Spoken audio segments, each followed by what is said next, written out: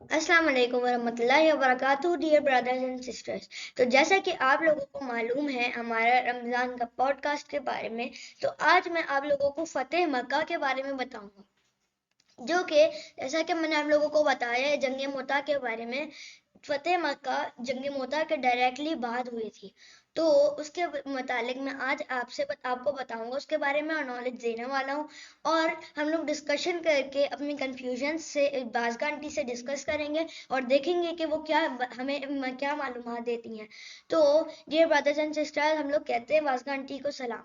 السلام علیکم ورحمۃ اللہ وبرکاتہ بازگاہ آنٹی. وعلیکم السلام ورحمۃ اللہ وبرکاتہ. کیا حال ہے سالار؟ آپ ٹھیک ہیں؟ میں ٹھیک ہوں بازگاہ آنٹی، آپ کیسی ہیں؟ میں بھی الحمدللہ میں ٹھیک ہوں. تو Bazgah aunty, dear brothers and sisters, اور ہم جاننا چاہتے یہ ہیں کہ فتح مکہ میں ایکچولی ریزن کیا تھا فتح مکہ کا، فتح مکہ کا مطلب کیا ہے، اور یہ ابو سفیان نے کہ واقعی میں اسلام وہ لے آیا تھا یا نہیں. کیونکہ ہمارے دماغ میں بھی کچھ کنفیوژن ہے اس سے متعلق کہ فتح مکہ کیسے ہوئی تھی، اس میں ہوا کیا تھا، اس میں ہمارے پیارے نبی نے کیسے سب کو معاف کر دیا تھا. یہ ساری چیزیں مجھے آپ سے پوچھنی ہے اور ڈیئر برادرز کو بھی آپ سے پوچھنی ہے، تو کیا آپ ہمیں اس کے بارے میں بتائیں گی؟ جی بیٹا، یہ بہت ہی اللہ سبحانہ تعالیٰ کی طرف سے کرم ہوا، اور آپ کو پتہ ہے اس کی فتح مبین کی اللہ سبحانہ تعالیٰ نے مسلمانوں کو جب صلح حدیبیہ کے وقت مسلمان واپس ان کو آنا پڑا تھا، اور صحابہ کرام بھی بہت اس وقت ان کا دل برداشتہ ہوئے تھے، تو اللہ سبحانہ تعالیٰ نے وہاں پر فتح مبین کی ان کو بشارت دی تھی نبی صلی اللہ علیہ وسلم کو. تو یہ فتح تھی. تو پھر اس کے 2 سال بعد ہی یہ رمضان میں ہوا تھا، رمضان المبارک میں ہوا تھا 8 ہجری میں فتح مکہ.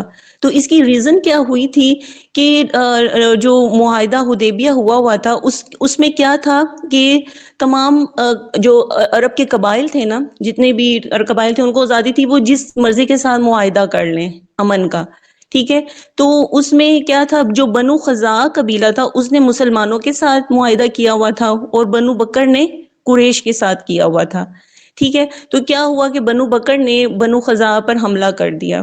ٹھیک. تو پھر جو بنو خزاعہ قبیلہ تھا انہوں نے شکایت کی نبی صلی اللہ علیہ وسلم سے، کیونکہ وہ نبی صلی اللہ علیہ وسلم کے ساتھ ان کا معاہدہ ہوا تھا امن کا، کہ کسی بھی صورت میں وہ ان کے ساتھ مدد کریں گے ان کی. تو انہوں نے پھر کیا کیا کہ جب بنو بکر نے یہ معاہدہ توڑ دیا تھا، تو آپ صلی اللہ علیہ وسلم نے قریش کے پاس اپنا ایک قاصد بھیجا کہ اور اس میں 3 شرائط انہوں نے بتائیں کہ ایک تو وہ خون بہا دیں، ٹھیک ہے، یا پھر قریش جو ہیں وہ بنو بکر کی مدد سے دستبردار ہو جائیں، ان کی مدد نہ کریں، اور یا پھر صلح حدیبیہ ختم کر دیں. ٹھیک ہے. تیسری شرط تھی کہ صلح حدیبیہ ہی ختم کر دیں، جو معاہدہ آپس میں ہوا تھا نا مسلمانوں اور کافروں کا، وہی ختم کر دیں. تو قریش نے کیا کیا، جلد بازی میں آ کر، اور ان کو طاقت کا بھی بہت غرور تھا، اس میں آ کر انہوں نے تیسری شرط قبول کر لی کہ انہوں نے یہ معاہدہ ہی ختم کر دیا کہ ہم یہ صلح حدیبیہ کا جو معاہدہ ہے اس کو نہیں مانتے. تو پھر نبی صلی اللہ علیہ وسلم نے، تو یہ پھر موقع بہت اچھا تھا مسلمانوں کے پاس، تو انہوں نے پھر 10 رمضان المبارک 8 ہجری کو نبی صلی اللہ علیہ وسلم نے 10,000 صحابہ کا لشکر تیار کیا اور مکہ کی طرف گئے. ٹھیک ہے.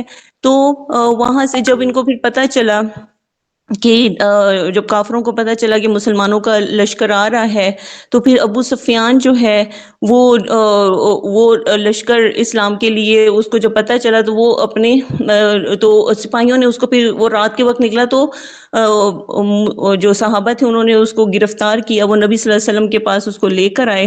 ٹھیک ہے. نبی صلی اللہ علیہ وسلم نے اس کو معاف کر دیا. ٹھیک ہے. حضرت عباس رضی اللہ عنہ جو نبی صلی اللہ علیہ وسلم کے چچا تھے نا، ان کی سفارش پر اسے معاف کر دیا.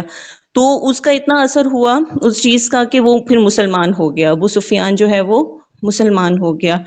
پھر جو ہے نبی صلی اللہ علیہ وسلم کا جو لشکر ہے وہ مکہ کے چاروں طرف سے وہ داخل ہوا ہے مکہ میں.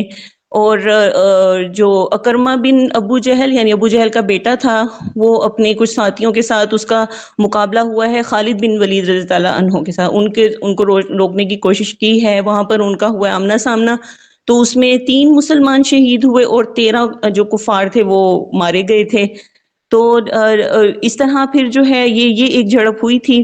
تو لیکن یہ ہے کہ مسلمان کی جو فوج ہیں وہ مختلف اطراف سے نبی صلی اللہ علیہ وسلم نے جو ہے ان کو ایسے اسٹریٹجی بنائی تھی کہ وہ اس طرح داخل ہوئی مکہ میں.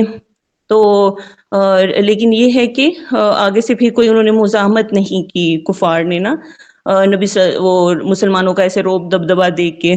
تو جب آپ صلی اللہ علیہ وسلم مکہ میں داخل ہوئے ہیں تو بہت ہی عاجزی کے ساتھ مکہ میں داخل ہوئے ہیں اور اپنی اونٹنی پر بیٹھے ہوئے تھے, اور آپ نبی صلی اللہ علیہ وسلم کی پیشانی جو ہے وہ اونٹنی کی کوہان سے لگی ہوئی تھی. اور اس طرح آپ صلی اللہ علیہ وسلم مکہ میں آئے, اور آپ کو پتہ ہے نا اس وقت خانہ کعبہ میں 360 بت تھے, تو اس سے بھی آپ صلی اللہ علیہ وسلم نے پہلے اس کو پاک کیا ہے بتوں سے, اور اس کی دیواروں پہ بھی تصویریں لگی ہوئی تھی, وہ بھی سب مکہ کو جو ہے بتوں سے پاک کیا گیا. تو اس طرح جو ہے, اور آپ صلی اللہ علیہ وسلم نے فرمایا کہ ابو سفیان کے گھر میں جو پناہ لے گا, ٹھیک ہے نا, اس کو امان دی جائے گی, اور باقی خون خرابے اور اس چیز سے جو ہے آپ صلی اللہ علیہ وسلم نے منع فرما دیا تھا, اور بہت ہی امن کے ساتھ یہ جو ہے مکہ فتح ہوا تھا.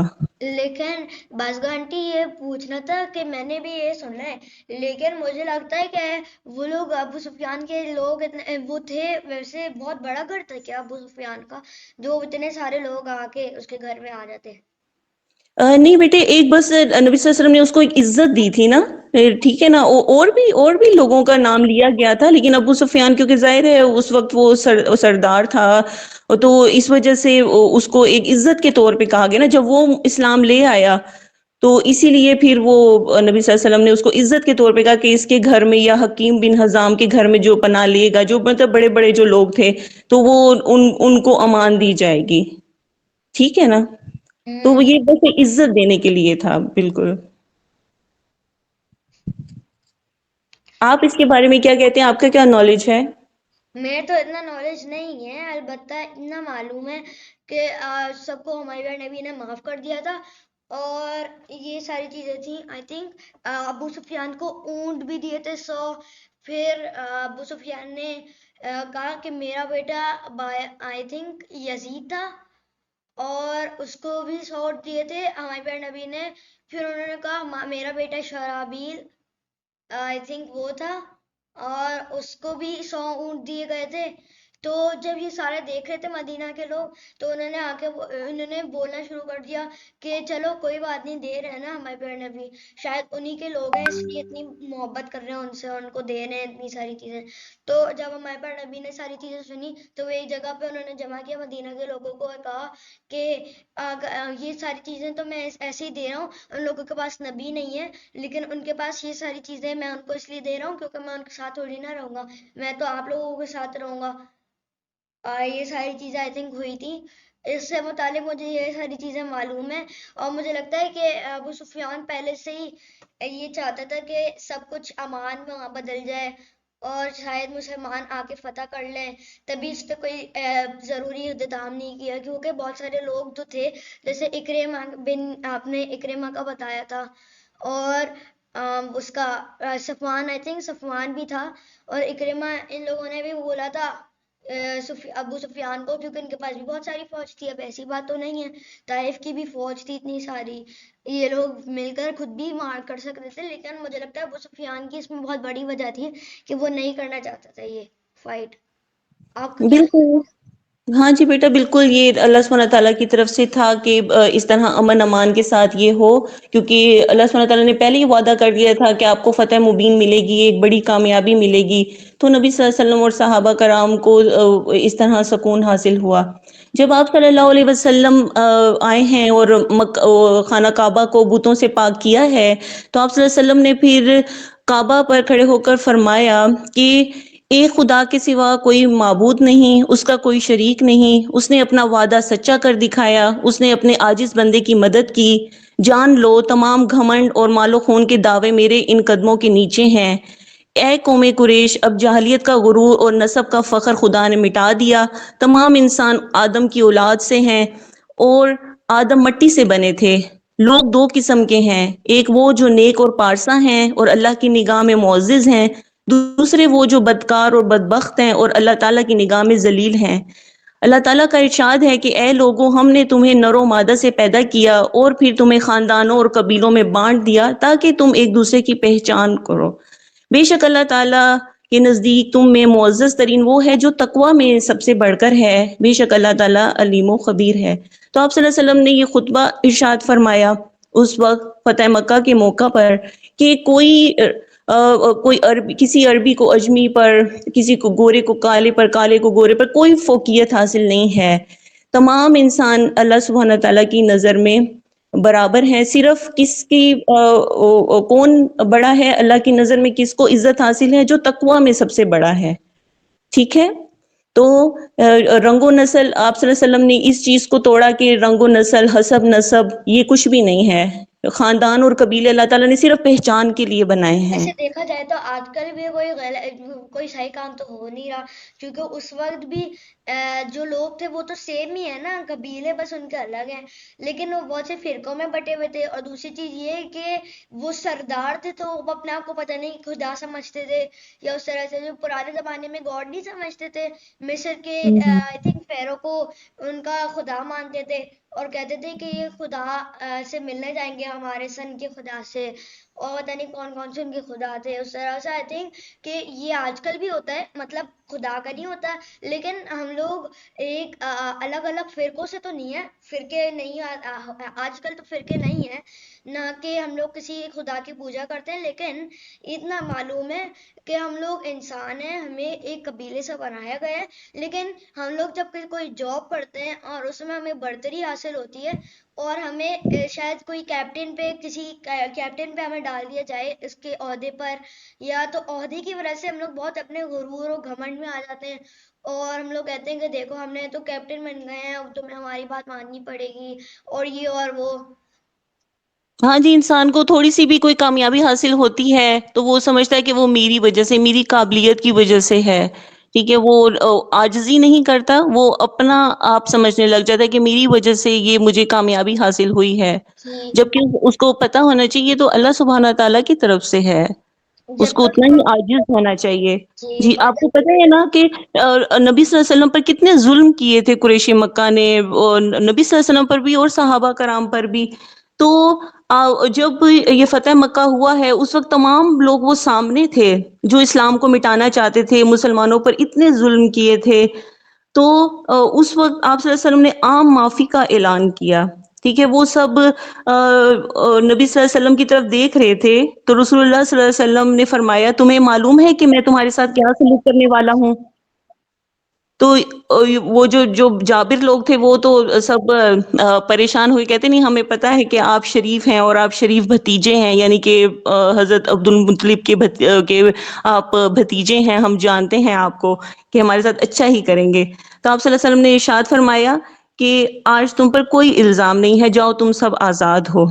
پھر اس کے بعد آپ صلی اللہ علیہ وسلم نے عام معافی کا اعلان کیا۔ تو یہ اتنی خوبصورت مثال ہے تاریخ میں کہ اس کی کوئی مثال ہی نہیں ملتی ہے۔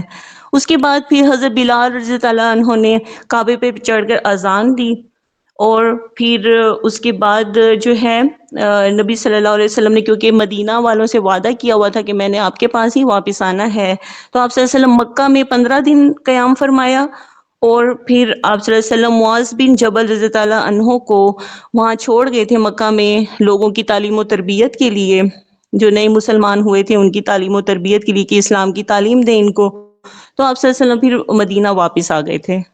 البتہ آپ بازی آنٹی، ایک اور چیز بھی تو ہوئی تھی سب سے بڑی چیز، جس کے بارے میں ہم اگلے سیشن پوڈ کاسٹ میں بات کریں گے، غزوہ حنین۔ جی جی جی جی بیٹا، اس کو ہم نیکسٹ میں ڈسکس کریں گے، بالکل۔ جی، تو غزوہ حنین کے بعد آئی تھنک واپس وہ لوگ چلے گئے تھے۔ تو یہی ساری چیزیں ڈیئر برادرز اینڈ سسٹرز مجھے آپ لوگوں کو بتانا تھا۔ تو آئی ہوپ سو کہ آپ لوگوں کو فتح مکہ کے بارے میں سب کچھ سمجھ آ گیا ہو، جو بھی بازگا آنٹی نے بتایا ہمیں بھی بہت کچھ سمجھ آیا اور بہت کچھ سیکھنے کو ملا۔ تو آئی ہوپ سو کہ آپ لوگوں کو بھی بہت کچھ سیکھنے کو ملا بازگا آنٹی کی انفارمیشن اور نالج سے۔ تو اب ہم لوگ چلتے ہیں، اگلے پوڈ کاسٹ میں بات کریں گے انشاءاللہ تعالی۔